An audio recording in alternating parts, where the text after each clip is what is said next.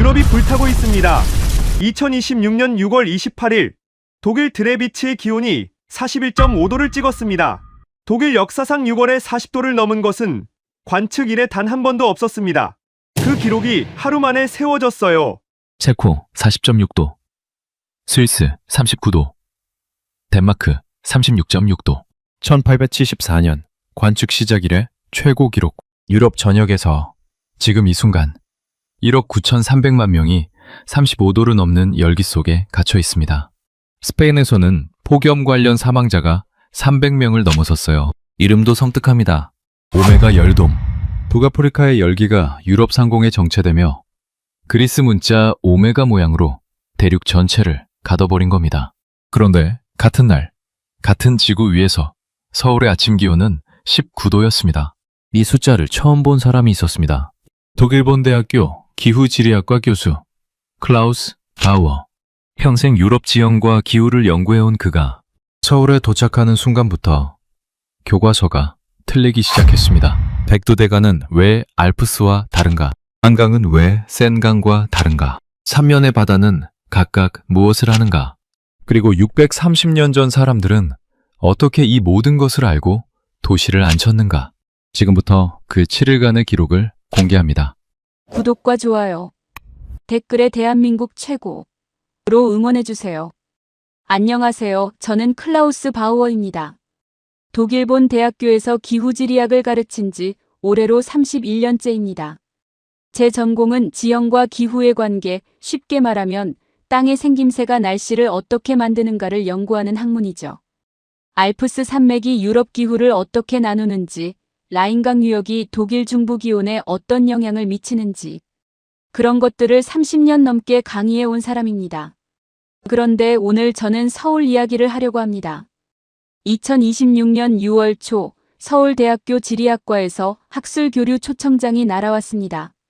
여름 집중 세미나 일주일 일정. 주제는 동아시아 지형과 기후 적응이었어요. 저는 솔직히 망설였습니다. 한반도 기후는 제 전문 영역이 아니었거든요. 강의에서 두세 줄로 언급하고 넘어가는 곳이었어요. 대륙성 기단과 해양성 기단이 충돌하는 불안정한 반도, 장마와 태풍이 반복되는 혹독한 여름, 영하로 떨어지는 혹한의 겨울. 제가 알고 있던 한반도 기후의 요약이 그거였습니다. 그런데 망설이다가 결국 가게 된 데는 두 가지 이유가 있었어요. 첫 번째는 이준서였습니다. 이준서. 한국에서 온 제 박사과정 학생이었어요. 조용한 편이었는데 수업 시간만 되면 달라졌습니다. 제가 유럽 기후 사례를 설명할 때마다 손을 들고 한반도 사례를 들고 왔거든요. 처음엔 흥미로웠어요. 그런데 반복되면서 솔직히 조금 피곤해졌습니다. 어느 날 제가 한반도 기후의 불안정성을 설명하는데 이준서가 손을 들었어요. 교수님, 그 불안정성이 오히려 이 지형을 더 정교하게 만든 건 아닐까요? 유럽 기후의 안정성을 기준으로 보면 불리하게 보이지만 그 기준 자체가 유럽 중심적인 건 아닌가요? 저는 그때 뭐라고 했는지 지금도 기억합니다. 이준서 씨, 기후지리학은 감정으로 하는 게 아니에요. 데이터로 하는 겁니다. 데이터가 보여주는 결론을 받아들여야죠. 강의실이 조용해졌어요. 이준서는 그 이후 수업에서 더 이상 손을 들지 않았습니다. 졸업 후 한국으로 돌아갔고 연락이 끊겼어요. 그가 마지막 수업날 제 책상에 메모 한 장을 두고 갔습니다. 교수님, 언젠가 한반도를 직접 보시게 되면 생각이 달라지실 거예요. 저는 그 메모를 3년 동안 서랍에 넣어뒀다가 어느 날 꺼내서 책상 위에 끼워뒀어요. 왜 그랬는지 이유는 잘 모르겠습니다. 버리기는 싫었던 것 같아요. 그리고 두 번째 이유가 있었습니다. 이건 아무에게도 말한 적이 없어요. 2003년 8월이었습니다. 저는 스웨덴 스톡홀름에서 열린 국제기후학회에 참석 중이었어요. 그해 유럽은 기록적인 폭염을 겪고 있었습니다. 프랑스에서만 약 1만 5천 명이 사망했고 유럽 전체에서 약 7만 명이 그 여름을 넘기지 못했어요. 독일에서도 약 7천 명이 폭염으로 목숨을 잃었습니다. 어머니는 독일 남부 바이에른주의 작은 도시에 혼자 살고 계셨어요. 자녀들은 여름 휴가를 떠났고 이웃들도 자리를 비웠습니다. 어머니는 냉방이 없는 아파트 안에서 폭염에 쓰러지셨어요. 이웃이 발견했을 때는 이미 늦었습니다. 저는 학회장에서 연락을 받았어요. 어머니가 돌아가신 지 이틀 뒤였습니다. 저는 그날 오전까지 유럽 기후 안정성에 관한 논문을 발표하고 있었어요. 기후지리학자로서 저는 유럽 기후의 구조적 안정성을 30년 동안 가르쳐 왔습니다. 그런데 그 안정적인 기후가 어머니를 죽였어요. 아니, 정확히는 그 안정성이 무너졌을 때 아무것도 준비돼 있지 않았던 시스템이 어머니를 죽인 거였습니다. 저는 그 이후 어머니 이야기를 단 한 번도 꺼낸 적이 없어요. 23년 동안 연구에 더 몰두했습니다. 유럽 기후 시스템을 더 열심히 분석했어요. 어쩌면 그게 그 기억을 외면하는 방식이었을 겁니다. 초청장을 받던 날, 저는 이준서의 메모를 바라봤습니다. 그리고 2003년 여름이 떠올랐어요. 결국 비행기를 탔습니다. 인천공항에 내린 건 6월 22일 오전이었어요. 비행기 문이 열리고 트랩을 내려가는 순간 저는 걸음을 멈췄습니다. 공기 때문이었어요. 독일을 떠나기 직전까지 저는 그 열기 속에 있었어요. 바깥에 나서는 순간 얼굴에 달라붙는 뜨거운 습기. 그늘에 있어도 땀이 나는 그 감각. 그런데 인천공항 밖의 공기는 달랐습니다. 건조하고 가볍고 선선했어요. 핸드폰을 꺼내본 대학 캠퍼스 현재 기온을 확인했어요. 38도였습니다. 그리고 지금 제가 서 있는 인천공항 21도. 두 숫자를 한참 바라봤어요. 그리고 서울에 머무는 일주일 동안 본국에서 날아오는 뉴스는 날이 갈수록 심각해졌습니다. 오메가 열돔. 북아프리카에서 올라온 뜨거운 공기가 유럽 상공에서 고기압이 그리스 문자. 모양으로 대륙 전체를 가두는 현상이에요. 뚜껑이 덮인 냄비 안에 열기가 갇히는 것과 같은 원리죠. 6월 26일 독일 자르브리켄 41.3도. 독일 역사상 6월에 40도를 넘은 것은 관측 이래 처음이었어요. 다음 날 드레비치에서 41.5도가 찍히며 그 기록이 하루 만에 다시 깨졌습니다. 유럽 전역에서 1억 9,300만 명이 35도를 넘는 열기 속에 갇혔어요. 저는 그 뉴스를 서울에서 받았습니다. 창밖으로 한강이 보이는 숙소방에서요. 41.5도. 그 숫자를 보는 순간 2003년 8월이 떠올랐어요. 어머니가 쓰러지신 그 여름. 저는 숫자를 보면 반드시 이유를 찾아야 직성이 풀리는 사람입니다. 본국이 불타는 동안 내가 서 있는 이 도시는 왜 이렇게 다른가? 그 질문이 서울에서의 일주일을 완전히 바꿔놓았습니다. 그리고 그 답은 제가 30년 동안 강의해온 교과서 어디에도 없었어요. 그리고 저를 이 세미나에 초청한 박지원 교수의 연구실에 이준서가 있다는 것을 서울에 도착하고 나서야 알게 됐습니다. 다음 날 아침 서울대학교 지리학과 세미나실이었습니다. 박지원 교수가 저를 소개했어요. 38살 컬럼비아 대학교에서 박사 학위를 받고 돌아온 분이었습니다. 학생들은 15명 남짓. 석박사 과정이었어요. 그런데 소개가 끝나고 학생들 얼굴을 훑는데 저는 잠깐 멈췄습니다. 뒷줄 창가 자리. 이준서였어요. 3년 만이었습니다. 그는 저를 보고 있었어요. 눈이 마주쳤습니다. 이준서가 먼저 고개를 가볍게 숙였어요. 저는 반사적으로 고개를 끄덕였습니다. 그게 전부였어요. 강의가 시작됐거든요. 저는 칠판 앞에 섰습니다. 준비해온 내용이었어요. 동아시아 기후의 구조적 특성. 저는 유라시아 대륙 동쪽 끝, 한반도의 위치를 칠판에 그리며 설명을 시작했습니다. 한반도는 지형적으로 매우 도전적인 환경에 놓여 있습니다. 북쪽과 서쪽으로는 차갑고 건조한 대륙성 기단이 내려오고 남쪽과 동쪽으로는 덥고 습한 해양성 기단이 올라옵니다. 이 두 기단이 충돌하는 전선지대가 바로 한반도 상공이에요. 그 결과 여름에는 고온 다습한 열기와 집중호우가 반복되고 겨울에는 시베리아 기단이 내려오며 혹독한 한파가 찾아옵니다. 유럽의 안정적인 편서풍 기후와 비교하면 한반도는 기후 변동성이 극단적으로 높은 지역입니다. 저는 유럽과의 비교를 이어갔어요. 유럽은 대서양 편서풍이 연중 안정적으로 기온을 조절합니다. 알프스가 남쪽 열기를 막아주고 북해와 발트해가 습도를 조절하죠. 살기 좋은 기후예요. 그 비교를 한 문장으로 정리했습니다. 유럽은 기후의 축복을 받은 땅이고 한반도는 기후와 싸워야 하는 땅입니다. 순간 강의실 분위기가 달라졌어요. 눈에 띄게 달라진 건 아니었습니다. 그런데 뭔가 팽팽해진 느낌이 있었어요. 저는 그 느낌을 무시하고 계속했습니다. 그때 손이 올라왔어요. 앞줄에 앉은 여학생이었습니다. 교수님, 질문해도 될까요? 물론이죠. 유럽이 기후의 축복을 받았다고 하셨는데요. 지금 유럽이 41도입니다. 그 축복이 지금도 유효한가요? 강의실에 웃음이 번졌어요. 저는 잠깐 멈췄다가 대답했습니다. 좋은 지적이에요. 지금 유럽이 겪고 있는 오메가 열돔은 기후변화로 인한 이상 현상입니다. 유럽 기후의 구조적 특성과는 구분해서 봐야 해요. 학생이 다시 물었습니다. 그런데 교수님, 이상 현상이 매년 반복되면 그게 이상 현상인가요? 아니면 새로운 정상인가요? 강의실이 조용해졌어요. 저는 그 질문에 대한 답을 알고 있었습니다. 그런데 그 답이 제 다음 말과 충돌한다는 걸 느꼈어요. 저는 일단 넘어갔습니다. 그 부분은 오후 세션에서 다루겠습니다. 오전 강의가 계속됐어요. 그런데 이번엔 중간줄에서 손이 올라왔습니다. 교수님, 한 가지 여쭤봐도 될까요? 교수님 자료에서 한반도 기후를 불리하다고 표현하셨는데 불리하다는 기준이 뭔가요? 저는 대답했어요. 기온 안정성, 강수 예측 가능성, 자연재해 빈도. 이 세 가지 지표에서 한반도는 유럽 평균보다 수치가 나쁩니다. 학생이 바로 받았어요. 그 지표들은 누가 만든 건가요?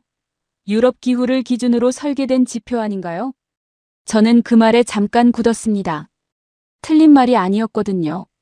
기후 안정성 지표의 상당수는 유럽과 북미 연구자들이 설계한 겁니다. 그 지표에서 유럽 기후가 높은 점수를 받는 건 어찌 보면 당연한 일이에요. 그런데 저는 그렇게 말하지 않았습니다. 기후학의 지표는 보편적 기준을 따릅니다. 특정 지역에 편향된 게 아니에요. 학생이 고개를 끄덕였어요. 그런데 표정이 완전히 납득한 것 같지는 않았습니다. 오전 세션이 끝났어요.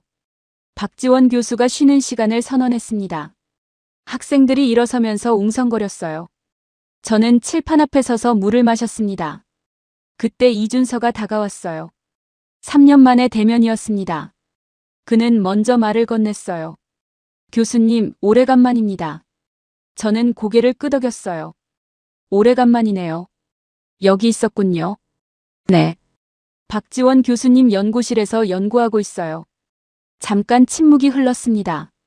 저는 뭔가를 말해야 할 것 같았는데 적당한 말이 떠오르지 않았어요. 이준서가 먼저 말했습니다. 교수님, 오전 강의 잘 들었어요. 학생들 질문이 만만치 않죠? 저는 웃었습니다. 날카롭더군요. 이준서가 조용히 말했어요. 저도 교수님 수업에서 비슷한 질문을 했던 것 같은데요. 저는 그 말에 잠깐 시선을 피했습니다. 그리고 말했어요. 오후 세션 준비해야겠네요. 이준서가 고개를 숙이고 돌아갔어요. 저는 그 뒷모습을 바라봤습니다. 3년 전 강의실이 떠올랐어요. 이준서가 손을 들던 모습. 제가 데이터를 들먹이며 눌러버리던 그 장면. 그때는 당연하다고 생각했습니다. 교수가 학생의 감정적 반론을 바로잡아주는 게 옳은 일이라고 생각했거든요. 그런데 오전에 한국 학생들이 던진 질문들을 떠올렸어요. 그 지표들은 누가 만든 건가요? 그 질문은 감정적 반론이 아니었습니다. 정확한 질문이었어요. 그리고 그건 3년 전 이준서가 던졌던 질문과 결국 같은 질문이었어요. 오후 세션이 시작됐어요. 저는 칠판 앞에 섰습니다. 그런데 준비해온 슬라이드를 넘기다가 멈췄어요. 오전에 제가 말한 것들이 머릿속에서 계속 걸렸거든요. 유럽은 축복받은 땅. 한반도는 싸워야 하는 땅.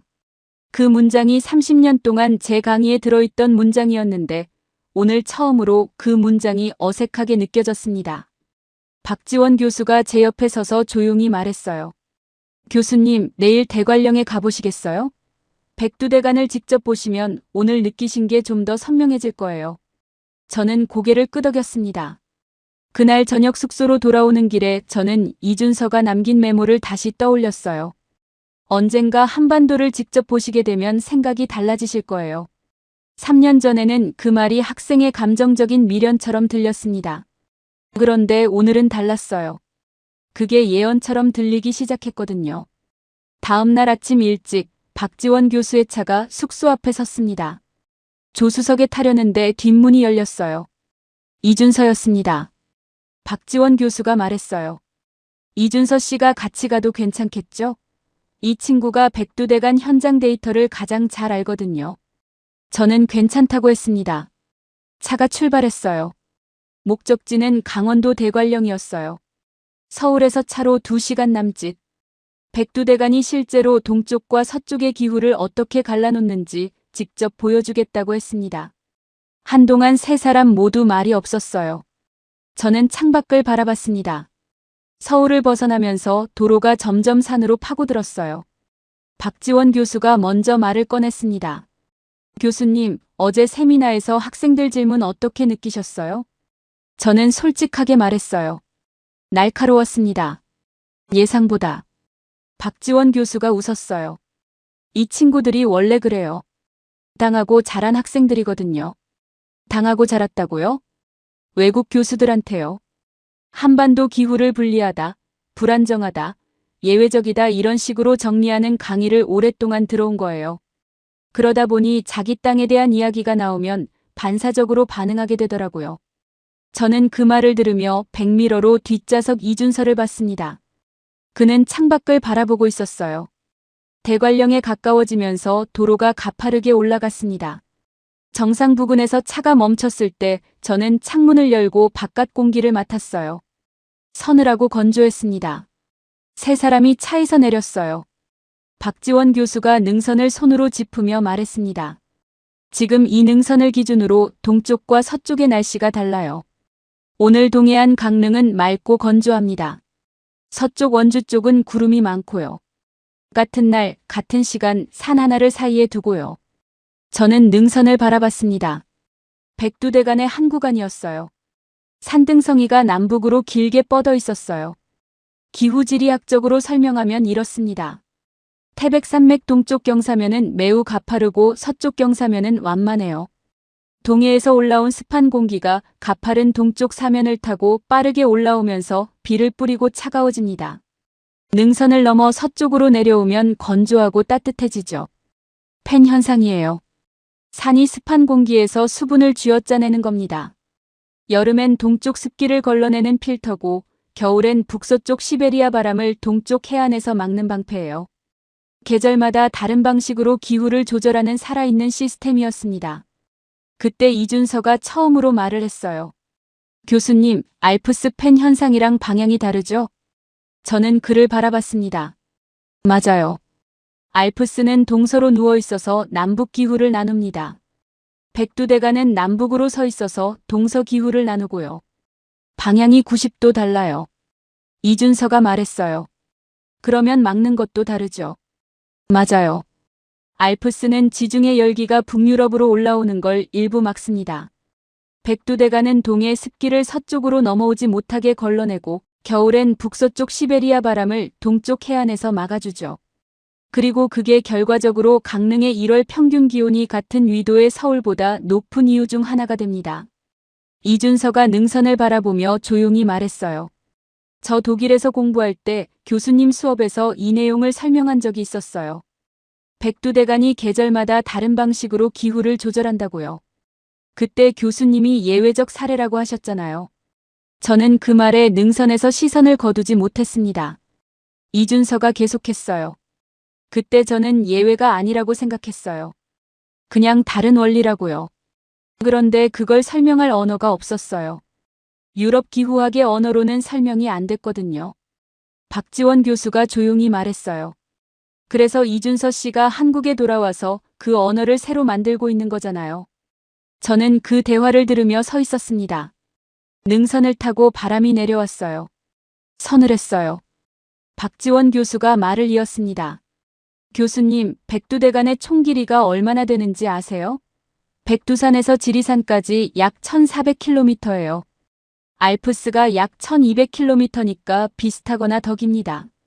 그런데 유럽 기후지리학 교과서에서 알프스는 한 챕터를 차지하고 백두대간은 각주에도 없어요. 저는 그 말에 아무것도 대답하지 못했습니다. 돌아오는 차 안에서 세 사람 모두 한동안 말이 없었어요. 서울로 접어들면서 한강이 보였습니다. 강이 도시 한가운데를 동서로 가르고 있었어요. 박지원 교수가 말했습니다. 교수님, 내일은 한강 이야기를 해드릴게요. 강줄기가 산줄기와 어떻게 연결되는지를요. 저는 창밖의 한강을 바라봤습니다. 그런데 그 순간 저는 강이 아니라 이준서를 생각하고 있었어요. 3년 전 그가 했던 말. 유럽 기후학의 언어로는 설명이 안 됐다. 저는 그때 그 언어를 함께 찾아줄 생각을 하지 않았어요. 틀렸다고만 했거든요. 그 언어를 이준서는 결국 혼자 찾아온 거였습니다. 한국으로 돌아와서요. 숙소에 돌아와 메모장을 꺼냈어요. 그리고 이렇게 썼습니다. 백두대간 필터. 알프스 장벽. 방향이 다르면 하는 일이 다르다. 그 아래 한 줄을 더 썼어요. 이준서가 옳았다. 쓰고 나서 한참 그 문장을 바라봤습니다. 다음 날 오전 박지원 교수와 이준서와 저는 여의도 한강공원에 있었습니다. 아침 일찍 나왔는데도 공원에는 이미 사람들이 있었어요. 조깅하는 사람, 자전거 타는 사람, 강변 벤치에 앉아 커피를 마시는 사람들. 저는 그 풍경을 보면서 라인강을 떠올렸습니다. 본 대학 근처를 흐르는 라인강. 유럽에서 가장 중요한 강 중 하나죠. 그런데 라인강변에 이런 풍경은 없어요. 시민들이 이렇게 일상적으로 강변에 나와 있는 문화 자체가 다릅니다.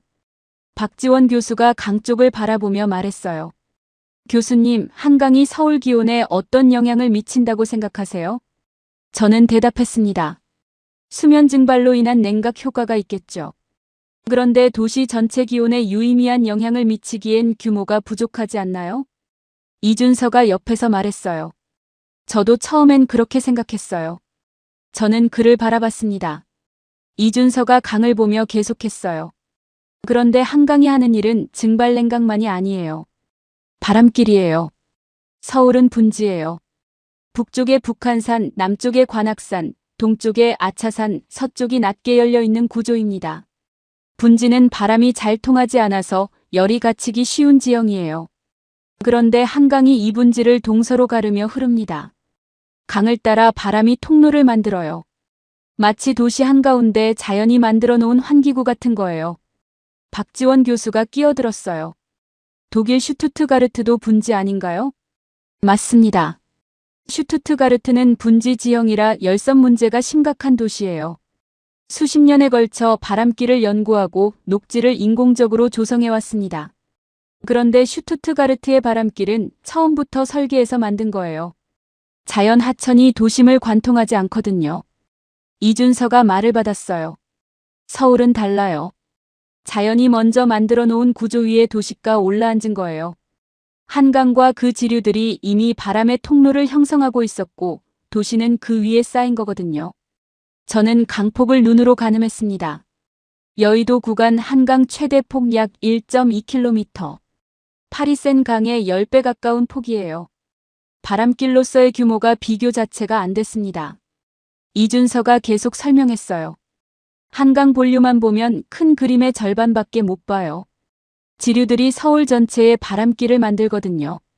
청계천, 중랑천, 안양천, 탄천. 이 지류들이 북한산, 관악산 같은 주변 산에서 내려와 한강으로 합류하면서 도시 곳곳에 작은 바람 통로를 만들어요. 본류가 대동맥이라면 지류들은 모세혈관이에요. 저는 그 비유에서 멈췄습니다. 대동맥과 모세혈관. 강줄기를 혈관계로 보는 시각.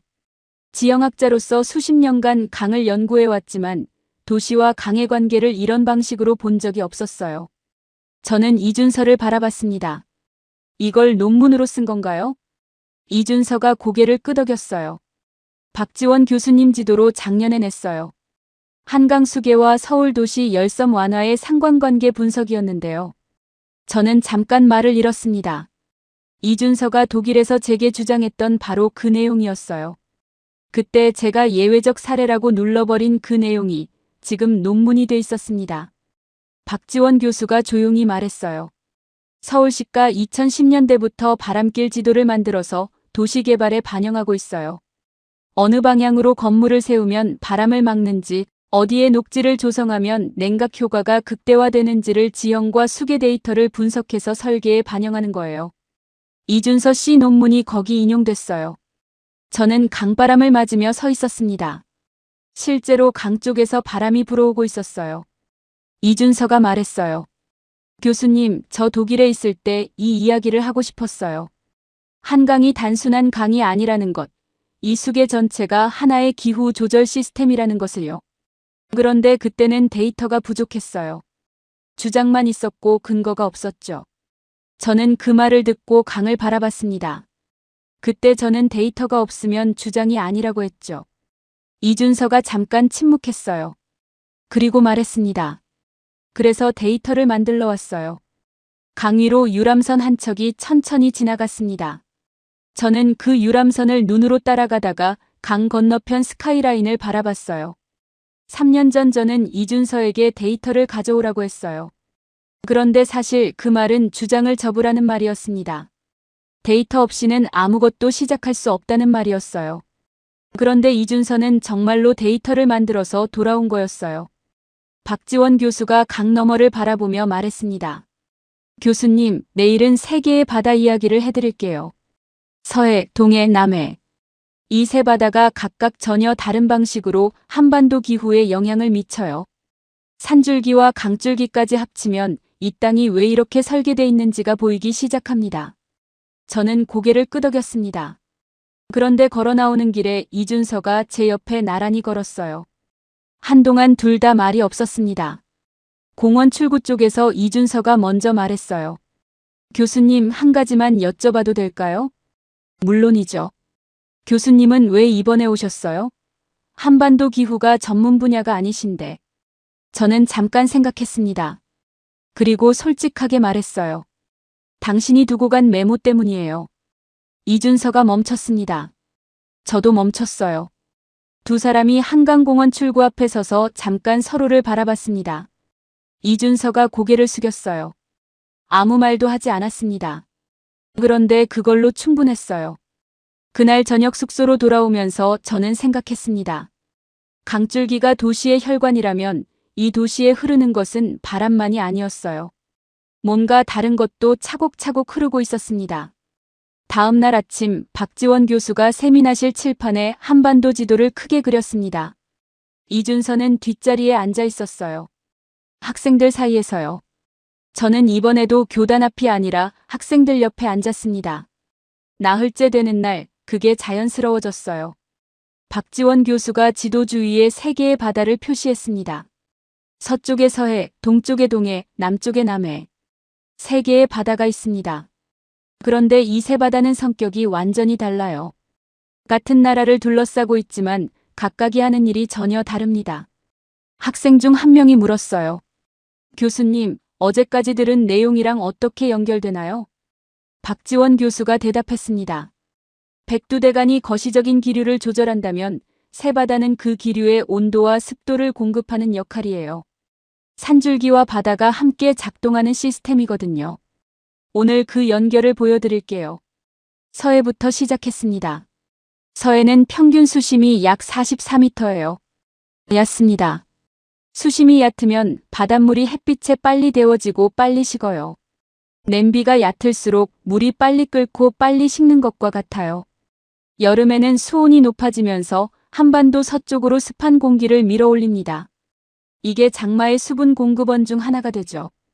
반대로 겨울에는 급격하게 식으면서 찬 공기를 강화시켜요. 서해는 한반도 기후의 계절 진폭을 키우는 역할을 합니다. 앞줄 학생이 손을 들었어요. 그러면 서해는 한반도 기후에 불리하게 작용하는 건가요? 박지원 교수가 웃으며 말했어요. 그게 오늘의 핵심 질문이에요. 계속 들어보세요. 동해는 정반대입니다. 평균 수심이 약 1684m예요. 서해보다 무려 38배 깊어요. 수심이 깊으면 수온 변화가 작습니다. 심층수가 표층의 온도 변화를 완충해주거든요. 거대한 열저장고예요.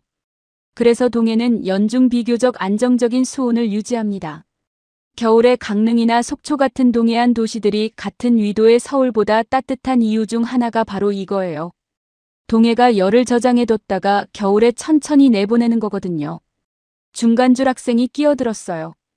백두대간이 북서풍을 막아주는 동시에 동해가 열을 저장해서 방출하는 거잖아요.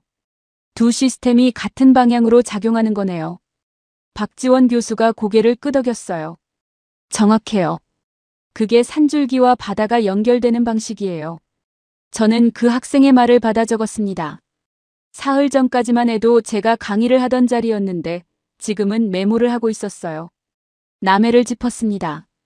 남해는 두 바다의 중간 성격이에요. 평균 수심 약 100m. 그런데 남해의 가장 큰 특징은 수심이 아니에요.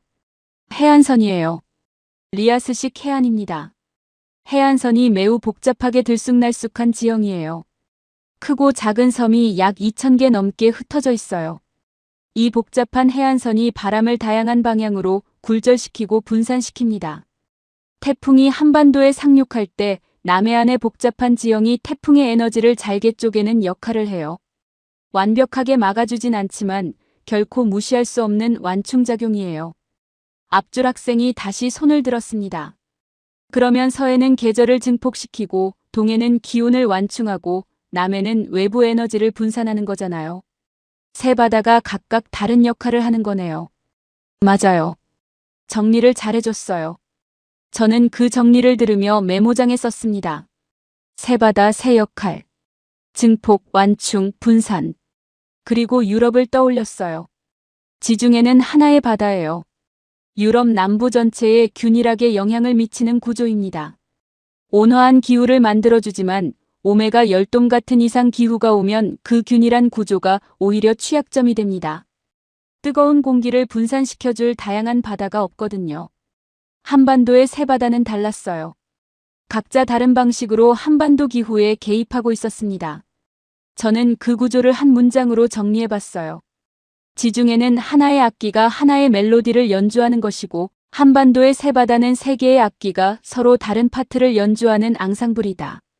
박지원 교수가 그 말을 듣더니 웃었어요.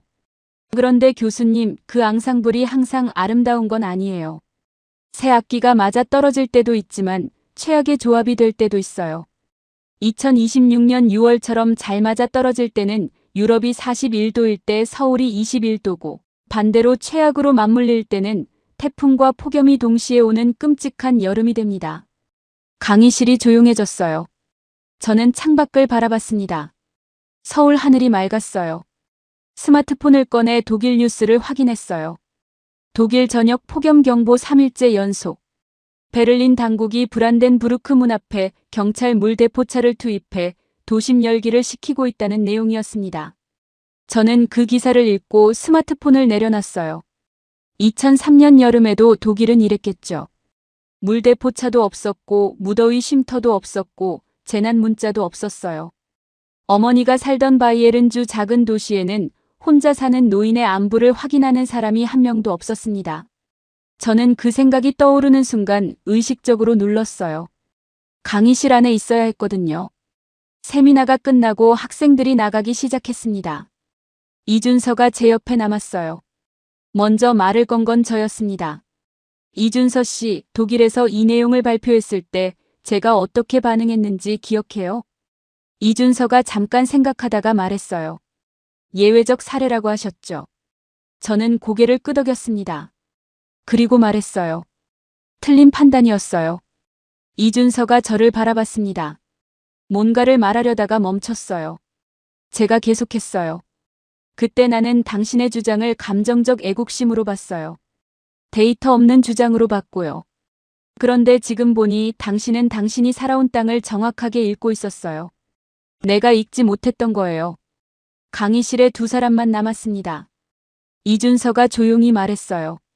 교수님, 저는 그때 상처받았어요. 솔직히. 저는 그 말을 그냥 들었습니다. 아무 말도 하지 않고요. 이준서가 말을 이었어요.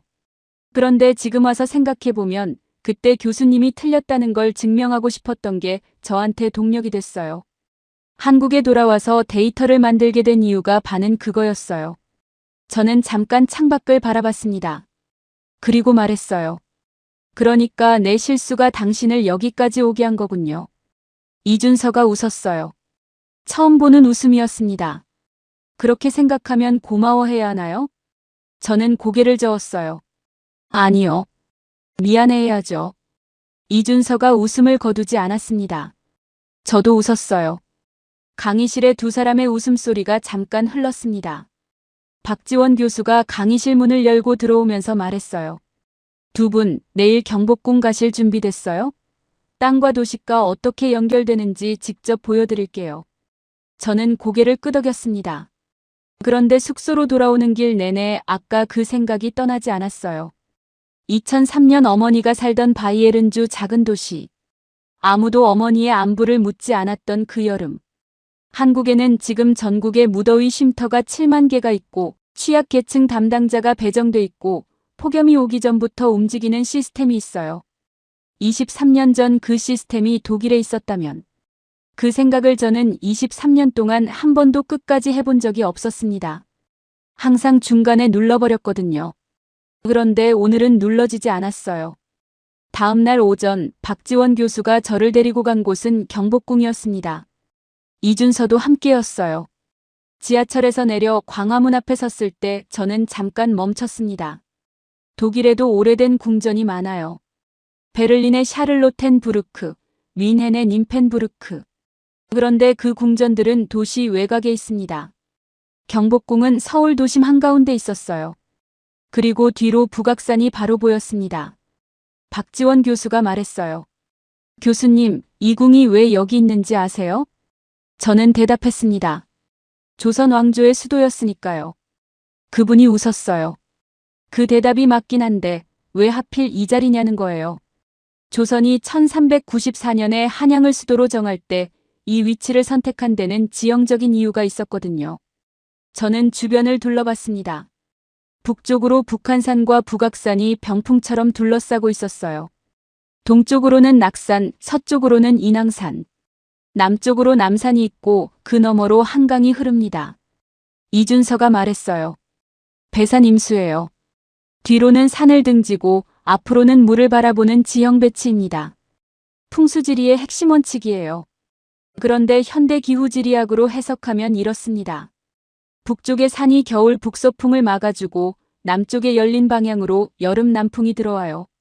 그리고 앞에 흐르는 한강이 바람길을 만들고요. 저는 그 설명을 들으며 북악산을 바라봤습니다. 산이 바람막이, 강이 환기구. 630년 전 사람들이 이 배치를 이미 계산했다는 거였어요. 박지원 교수가 말을 이었어요. 더 흥미로운 게 있어요. 산과 산 사이의 골짜기가 만들어내는 바람의 통로를 계산한 거거든요. 북악산과 인왕산 사이 골짜기, 북악산과 낙산 사이 골짜기. 이 골짜기들이 여름에 산에서 내려오는 서늘한 바람을 도심으로 끌어들이는 통로 역할을 해요. 측량 장비도 없던 시대예요. 이준서가 조용히 말했어요. 저는 독일에서 공부할 때 풍수지리를 미신이라고 배웠어요. 박지원 교수가 고개를 끄덕였어요. 많은 사람들이 그렇게 알고 있어요. 그런데 핵심 원리인 배산 임수, 장풍 득수, 바람을 가두고 물을 얻는다는 개념은 현대 기후지리학과 상당 부분 맞아떨어집니다. 수천 년 동안 이 땅에서 살면서 경험적으로 축적한 지식이 체계가 된 거예요. 저는 광화문 앞 광장을 걸으며 생각했습니다. 경험적으로 축적된 지식. 저는 그것을 민간 지식과 과학 지식으로 나눠서 봐왔어요. 그런데 그 이분법 자체가 서구 중심적 시각이었던 것 같았습니다. 오후에는 북촌 한옥마을을 걸었어요. 좁은 골목을 따라 한옥들이 늘어서 있었습니다. 저는 한옥의 구조를 찬찬히 살펴봤어요. 이준서가 설명했습니다. 처마가 길게 나와 있는 이유가 뭔지 아세요? 여름엔 높이 뜬 태양의 직사광선을 막아주고 겨울엔 낮게 뜬 태양빛이 방 안으로 들어오도록 각도가 계산돼 있어요. 계절마다 태양의 고도가 다르다는 것을 건축에 반영한 겁니다. 그리고 마당은 여름에 뜨거운 공기가 빠져나가고 서늘한 공기가 들어오는 자연 환기 구조예요. 저는 처마를 올려다봤습니다. 독일의 전통 건축과 비교했어요. 독일 전통 건축은 추위를 막는 데 최적화돼 있어요. 경사가 가파른 지붕은 눈이 쌓이지 않도록 한 설계고 두꺼운 벽은 한파를 막기 위한 설계입니다. 그런데 더위를 막는 설계는 없어요. 에어컨이 없던 시대에 여름 더위를 막을 필요가 없었으니까요. 이준서가 말했어요. 그게 지금 문제가 되고 있는 거죠. 기후가 바뀌었는데 건축은 바뀌지 않은 거예요. 한반도의 한옥은 여름 더위와 겨울 추위를 동시에 고려한 설계였어요. 두 계절이 모두 극단적이었으니까요. 저는 그 말을 들으며 독일을 떠올렸습니다. 오메가 열도 말에서 창문이 작고 단열재가 두꺼운 독일 전통주택들이 열기를 고스란히 가두고 있는 모습을 추위를 막으려고 만든 설계가 더위를 가두는 함정이 된 거였어요. 골목을 걷다가 이준서가 멈췄습니다. 낡은 한옥 담벼락 앞이었어요. 그가 담벼락을 손으로 짚으며 말했어요. 교수님, 저 어릴 때 이런 집에서 살았어요. 여름에 마당에 물 뿌리고 멍석 깔고 누워서 하늘 보던 기억이 있어요. 그때는 그게 그냥 옛날 방식인 줄 알았는데 공부를 하고 나서 보니까 다 이유가 있더라고요. 마당에 물을 뿌리면 증발하면서 기온이 내려가거든요. 저는 그 말을 듣고 멈췄습니다. 이준서가 독일에서 한반도 기후 이야기를 들고 왔을 때 저는 그것을 데이터 없는 감정이라고 봤어요. 그런데 그게 아니었습니다. 그는 어릴 때부터 이 땅의 기후를 몸으로 살아온 사람이었어요. 그 감각이 학문적 언어를 만나면서 이론이 된 거예요. 저는 그 담벼락을 한참 바라봤습니다. 경복궁으로 돌아오는 길에 박지원 교수가 광화문 현판을 바라보며 말했어요. 교수님, 내일 마지막 세미나예요. 오늘까지 보신 것들이 어떻게 하나로 연결되는지를 정리해 드릴게요. 저는 고개를 끄덕였습니다. 그런데 그 말보다 제 머릿속에 더 오래 남은 건 이준서가 담벼락을 짚으며 한 말이었어요. 마당에 물을 뿌리면 기온이 내려간다. 수천 년 동안 이 땅에서 살아온 사람들이 이미 알고 있던 것. 저는 그것을 배우러 여기까지 온 거였어요. 그리고 그것을 가장 먼저 제게 말하려 했던 사람은 바로 이준서였습니다. 3년 전에요. 그날 밤 저는 오랫동안 잠을 자지 못했습니다. 내일이 마지막 세미나 날이었어요. 그리고 모레면 독일로 돌아가야 했습니다. 돌아가서 무엇을 해야 할지 처음으로 선명하게 보이기 시작했어요. 다음 날 아침 마지막 세미나 날이었습니다. 박지원 교수가 강의실에 들어서면서 칠판에 아무것도 그리지 않았어요. 그냥 학생들 앞에 섰습니다. 그리고 저를 바라봤어요. 교수님, 오늘은 제가 아니라 교수님이 먼저 말씀해 주시겠어요? 이번 주 동안 보신 것들을 정리해서요. 학생들이 저를 바라봤습니다. 이준서도 뒷자리에서 저를 보고 있었어요. 저는 자리에서 일어났습니다. 칠판 앞에 섰어요.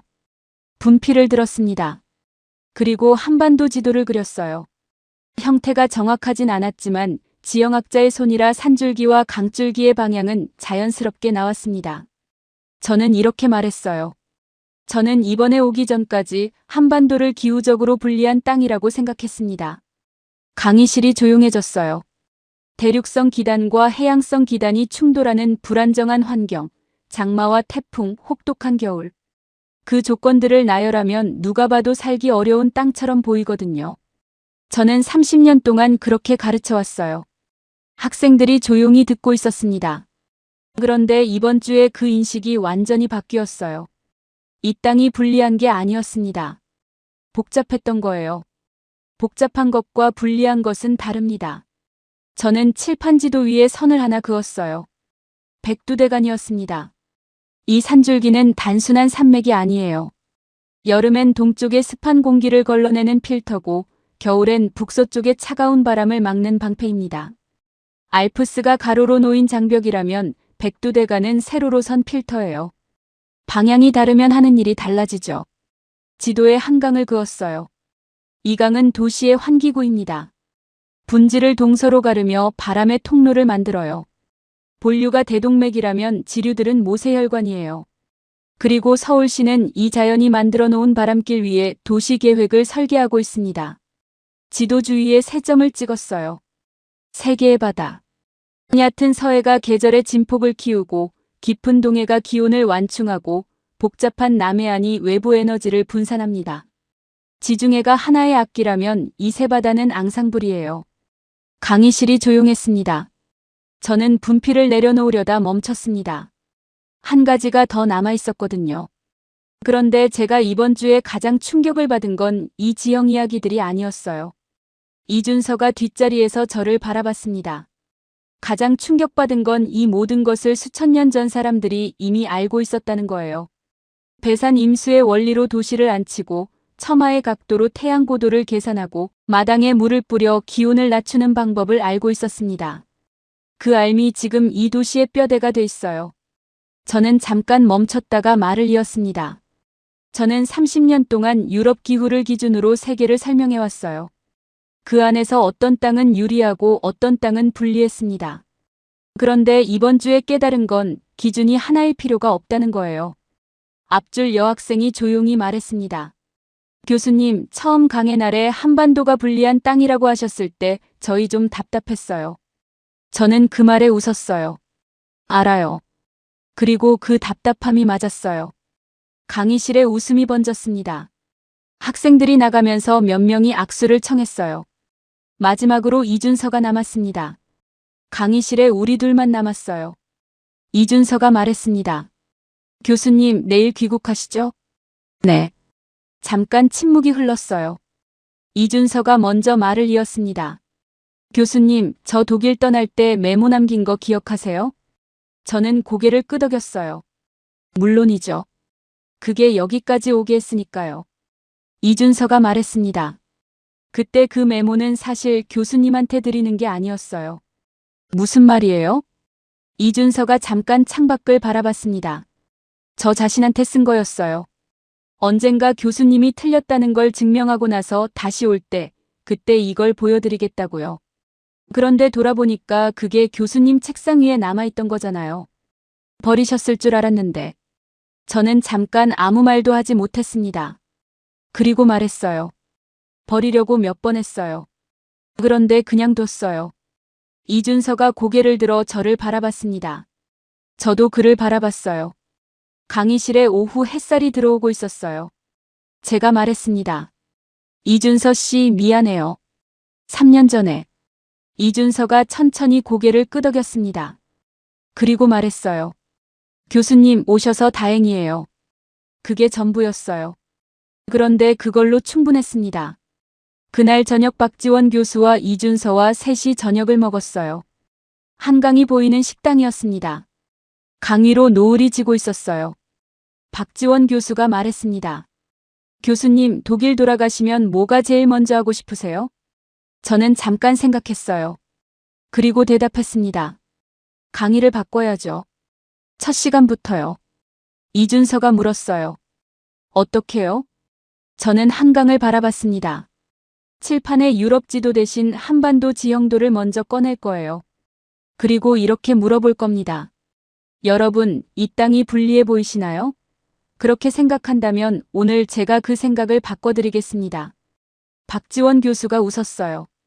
이준서도 웃었습니다. 강 위로 유람선 한 척이 지나갔어요. 불빛이 강물에 번지고 있었어요. 식당을 나온 건 밤 10시가 넘었습니다. 인천공항으로 가는 버스가 새벽 5시였어요. 박지원 교수와 악수를 하고 이준서와도 악수를 했습니다. 이준서가 말했어요. 교수님, 다음번엔 제가 본 대학에 가도 될까요? 저는 웃었습니다.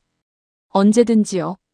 숙소로 돌아오는 택시 안에서 창밖을 바라봤어요. 서울 밤거리가 흘러갔습니다. 한강 다리를 건너는 순간 강이 내려다 보였어요. 어두운 강물 위로 다리의 불빛이 번지고 있었습니다. 저는 그 강을 바라보다가 눈을 감았어요. 2003년 8월. 스톡홀름 학회장에서 받은 전화. 어머니가 돌아가신 지 이틀 뒤였다는 그 말. 저는 그날 오전까지 유럽 기후 안정성 논문을 발표하고 있었어요. 23년 동안 저는 그 장면을 눌러왔습니다. 연구에 몰두하면서 강의에 집중하면서 데이터를 쌓으면서. 그런데 오늘 밤 서울에서 한강을 건너는 이 택시 안에서 처음으로 그 장면을 끝까지 봤습니다. 어머니가 살던 바이에른주 작은 도시. 냉방도 없고 안부를 묻는 사람도 없고 시스템도 없던 그 여름. 그리고 지금 제가 일주일을 보낸 이 도시. 전국에 무더위 쉼터 7만 개, 취약계층 담당자, 폭염이 오기 전부터 작동하는 시스템. 23년 전 이 시스템이 독일에 있었다면 저는 택시 창문에 이마를 기댔습니다. 눈이 뜨거워졌어요. 내일 비행기를 타면 독일로 돌아갑니다. 그리고 강의실에 설 거예요. 그런데 저는 이제 예전의 제가 아니에요. 무언가가 바뀌었습니다. 아니, 정확히는 무언가가 열렸어요. 23년 동안 닫혀있던 것이요. 독일로 돌아온 이른 아침이었습니다. 공항에서 바로 택시를 타고 본 대학으로 갔어요. 짐을 연구실에 내려놓고 강의 계획서를 열었습니다. 다음 주 월요일 첫 강의. 기후지리학개론. 수강생 47명. 30년 동안 한 번도 바꾼 적 없는 첫 챕터가 열려 있었어요. 유럽 기후의 구조적 특성. 저는 그 제목을 한참 바라봤습니다. 그리고 지웠어요. 새 제목을 썼습니다. 기준이 하나일 필요가 없다. 월요일 아침 강의실 문을 열고 들어서는 순간 학생들이 일제히 저를 바라봤습니다. 47명. 대부분 독일 학생들이었어요. 앞줄에 프랑스에서 온 교환학생 몇 명, 옆줄에 미국에서 온 학생 둘. 다양했지만 결국 유럽과 북미 중심이었어요. 저는 가방에서 자료를 꺼냈습니다. 그런데 평소와 달랐어요. 유럽 기후 지도가 아니었거든요. 한반도 지형도였습니다. 칠판에 붙였어요. 학생들이 술렁였습니다. 앞줄 독일 학생이 옆 친구에게 속삭이는 게 보였어요.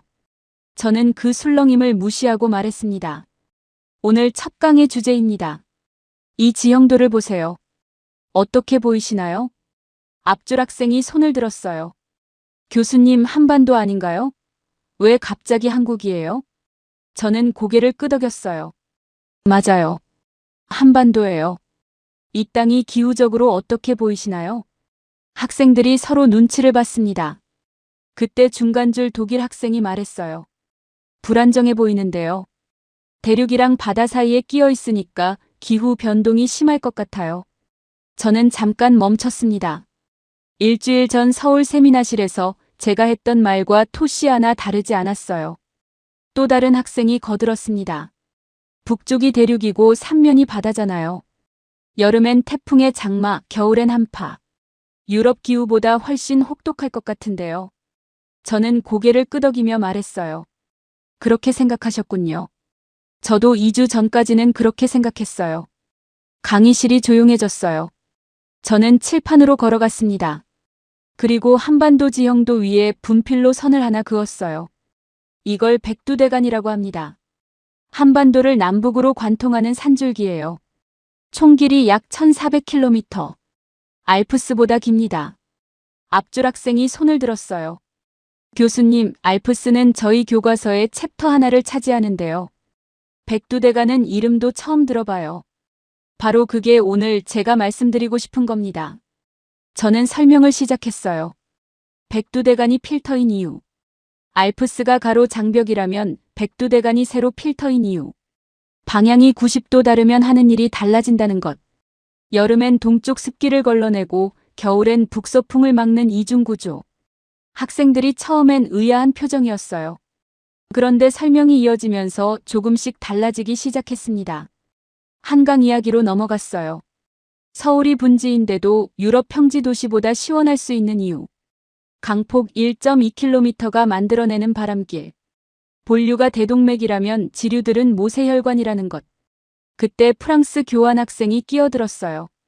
교수님, 파리 센강이랑 비교하면요? 저는 잠깐 생각했어요. 센강의 여의도 구간 폭이 한강의 약 10분의 1이에요. 바람길로서의 효과가 비교 자체가 안 됩니다. 그리고 파리는 분지가 아니에요. 그런데도 여름 폭염이 오면 센 강변이 텅 비거든요. 한강공원은 달라요. 프랑스 학생이 고개를 기울였어요. 뭔가 반박하려는 표정이었는데 멈췄습니다.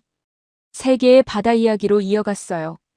서해 44m, 동해 1684m, 남해 리아스식 해안. 세 바다가 각각 증폭, 완충, 분산의 역할을 나눠 맡는 구조. 지중해 하나가 균일하게 영향을 미치는 유럽 구조와의 차이. 미국 학생이 손을 들었습니다. 교수님, 그러면 한반도 기후가 유럽보다 더 정교하게 설계돼 있다는 건가요? 저는 그 질문에 잠깐 멈췄어요. 그리고 말했습니다. 설계된 게 아니에요. 그냥 그렇게 있는 거예요.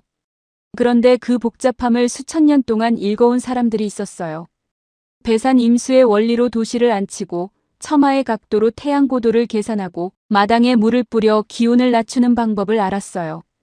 그게 지금 서울이라는 도시의 뼈대가 됐습니다. 강의실이 조용했어요.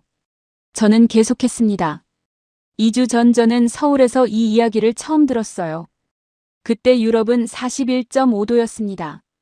독일 역사상 6월에 40도를 넘은 건 처음이었어요. 1억 9,300만 명이 35도가 넘는 열기 속에 있었습니다. 그런데 서울은 21도였어요. 같은 날, 같은 지구 위에서요. 앞줄 학생이 말했어요. 그건 그냥 그의 날씨가 특이했던 거 아닌가요? 저는 고개를 저었습니다. 저도 처음엔 그렇게 생각했어요. 그런데 직접 가서 봤더니 달랐어요. 그건 날씨가 아니라 구조였습니다. 수천 년 동안 쌓인 구조예요. 강의실이 다시 조용해졌어요. 저는 마지막으로 말했습니다. 오늘 제가 여러분에게 전하고 싶은 건 한 가지예요. 기후지리학을 공부할 때 우리는 유럽을 기준으로 세계를 봐왔어요. 그 기준이 틀린 건 아닙니다. 그런데 기준이 하나일 필요가 없어요. 한반도는 유럽과 다른 방식으로 정교합니다. 그리고 그 정교함을 처음으로 제게 말해준 사람은 제 제자였어요.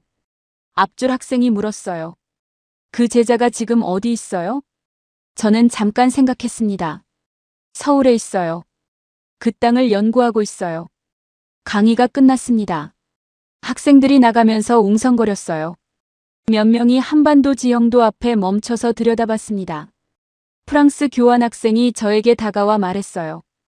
교수님, 다음 시간에 한반도 기후 더 배울 수 있나요? 저는 웃었습니다. 물론이죠. 이제 시작이에요. 강의실이 텅 비었어요. 저는 칠판에 붙인 한반도 지형도를 바라봤습니다. 그리고 분필을 들어 지형도 아래 한 문장을 썼어요. 복잡한 것과 불리한 것은 다르다. 그 문장을 한참 바라보다가 분필을 내려놨습니다. 창밖으로 라인강이 보였어요.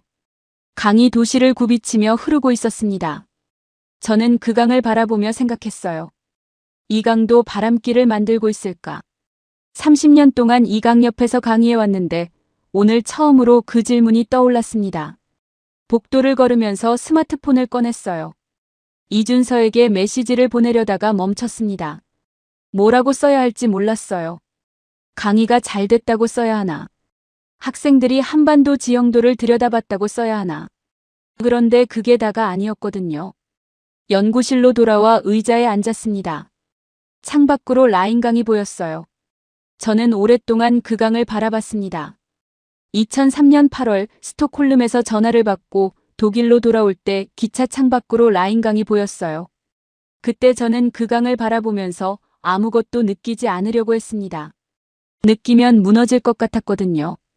기후지리학자로서, 교수로서 저는 데이터와 분석으로 이루어진 사람이어야 했어요. 감정은 연구를 흐리는 것이라고 생각했습니다. 그래서 23년 동안 어머니 이야기를 꺼내지 않았어요. 그런데 서울에서 돌아온 지금 그 강을 바라보면서 처음으로 생각했습니다. 어머니는 폭염으로 돌아가신 게 아니었어요. 시스템이 없어서 돌아가신 거였습니다. 폭염은 매년 왔어요. 그런데 그 폭염 앞에 혼자 있는 사람의 안부를 묻는 시스템이 없었어요. 미리 준비하는 시스템이 없었습니다. 저는 그걸 23년 동안 알고 있었는데 그 생각을 끝까지 한 적이 없었어요. 한국에는 지금 그 시스템이 있습니다. 완벽하지 않아요. 여전히 빈틈이 있고 매년 보완하고 있어요. 그런데 방향이 있어요. 아무도 혼자 더위 속에 버려두지 않겠다는 방향. 폭염이 오기 전부터 움직이는 방향. 그 방향이 어디서 왔는지를 저는 이번 주에 봤습니다. 수천 년 동안 혹독한 기후와 싸워온 사람들이 만들어 온 것이었어요. 실패하고 배우고 다시 실패하고 다시 배우면서 차곡차곡 쌓아온 것이었습니다. 저는 스마트폰을 들었어요. 이준서에게 전화를 걸었습니다. 신호가 몇 번 가다가 이준서가 받았어요. 교수님, 안녕하세요. 잘 지내고 있어요? 네, 교수님은요? 독일 잘 도착하셨어요? 잘 도착했어요. 오늘 첫 강의도 했고요. 어떻게 됐어요? 저는 잠깐 생각했습니다. 그리고 말했어요. 한반도 지형도를 칠판에 붙였어요. 학생들이 처음엔 당황했는데 나중엔 몇 명이 지형도 앞에 멈춰서 들여다보더라고요. 프랑스 교환학생이 다음 시간에 더 배울 수 있냐고 물었어요. 이준서가 잠깐 침묵했습니다. 그리고 말했어요. 정말요? 정말이에요. 또 침묵이 흘렀어요. 저는 그 침묵 속에서 말을 이었습니다. 이준서 씨, 사실 전화한 이유가 강의 이야기만은 아니에요. 네. 저는 창밖 라인강을 바라봤어요. 2003년에 어머니를 잃었어요. 폭염으로요. 이준서가 아무 말도 하지 않았습니다. 저는 계속했어요. 혼자 사시던 아파트에서 쓰러지셨어요. 이웃이 발견했을 때는 이미 늦었고요. 저는 학회 중에 연락을 받았습니다. 그 이야기를 23년 동안 아무에게도 한 적이 없어요. 이준서가 조용히 말했어요. 교수님, 서울에서 무더위 쉼터 이야기를 들었을 때, 취약계층 담당자 이야기를 들었을 때 계속 어머니 생각이 났어요. 그런데 눌렀습니다. 강의실 안에 있어야 했으니까요. 그런데 어젯밤 한강 다리를 건너면서 처음으로 그 생각을 끝까지 했어요.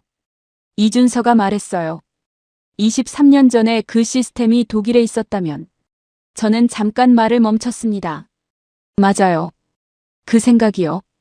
전화기 너머로 이준서의 숨소리가 들렸어요. 한참 후에 이준서가 말했습니다. 교수님, 저 사실 이 연구를 시작할 때 동력이 두 가지였어요. 하나는 교수님이 틀렸다는 걸 증명하고 싶었던 것. 그런데 다른 하나는요. 뭔가요? 저도 할머니를 폭염으로 잃었어요.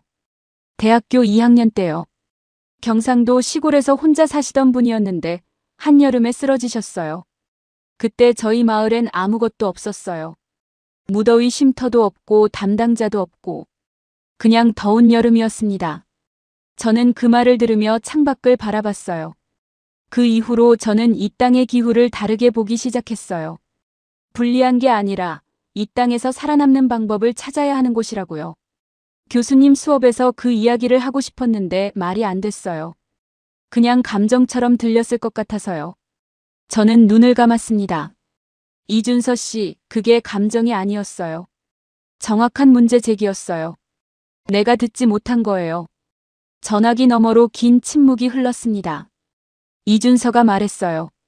교수님, 우리 둘 다 같은 걸 보고 같은 곳에서 출발했네요. 저는 눈을 떴습니다. 라인강이 보였어요. 강이 도시를 굽이치며 흐르고 있었어요. 그렇네요. 또 잠깐 침묵이 흘렀어요. 이번엔 아까와 다른 침묵이었습니다. 무거운 게 아니라 뭔가 오래된 것이 자리를 잡는 느낌이었어요. 이준서가 먼저 말했어요. 교수님, 저 다음 달에 논문 발표가 있어요.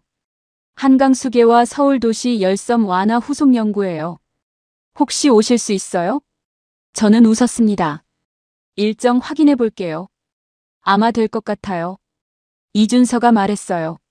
오시면 이번엔 제가 안내해 드릴게요. 저는 고개를 끄덕였어요. 전화기 너머라 보이지 않았겠지만요. 전화를 끊고 한참 창밖을 바라봤습니다. 라인강이 흐르고 있었어요. 저는 처음으로 그 강이 만들어내는 바람을 느껴보려고 창문을 열었어요. 바람이 들어왔습니다. 선선했어요. 저는 그 바람을 맞으며 생각했습니다. 축복받은 땅이 따로 있는 게 아니었어요. 그 땅에서 살아가는 방법을 찾아온 사람들이 있을 뿐이었습니다. 그리고 그 방법을 찾는 일은 어쩌면 슬픔에서 시작하는 것인지도 몰라요. 잃고 나서 비로소 보이는 것들이 있으니까요. 어머니, 이준서의 할머니, 그리고 그 여름 이름 없이 쓰러진 수많은 사람들. 그들이 남긴 것이 있었습니다. 이 시스템을 만든 사람들의 기억 속에, 이 연구를 이어가는 사람들의 손 안에, 그리고 오늘 처음으로 한반도 지형도를 들여다본 독일 학생들의 눈 안에. 저는 책상 서랍을 열었어요. 서울에서 가져온 메모장을 꺼냈습니다. 첫 페이지를 펼쳤어요. 백두대간 필터. 알프스 장벽. 방향이 다르면 하는 일이 다르다. 그 아래 서울에서 마지막 날 밤 택시 안에서 썼던 한 줄이 있었어요. 23년 동안 닫혀있던 것이요. 저는 그 아래에 한 줄을 더 썼습니다. 이제 열렸습니다. 영상을 끝까지 시청해주셔서 감사합니다.